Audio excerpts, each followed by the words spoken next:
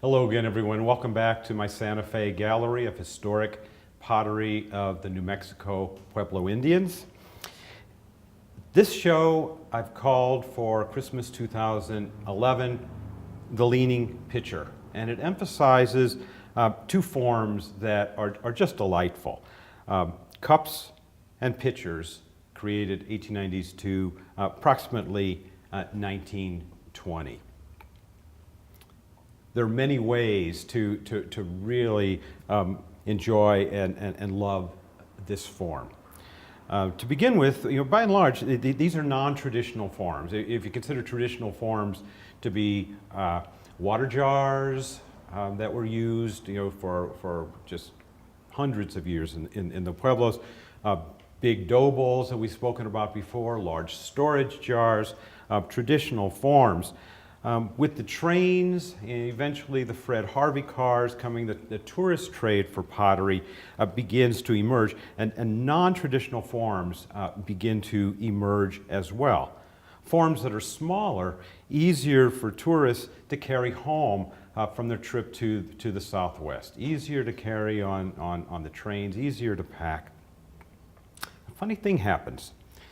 Oftentimes, these forms that may have been created for the tourist market end up being used in the home.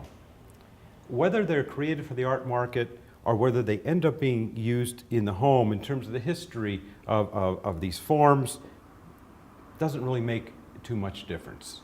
All part of their history, and we can never really know the intention of the artist anyway, but it's part of the fun of collecting historic Pueblo pottery. I've called this segment The Leaning Pitcher. This lovely pitcher comes from the T.O. McKibben collection, an artist who lived many years on Canyon Road in Santa Fe and loved pitchers and had just wonderful taste in picking artistic and warm examples.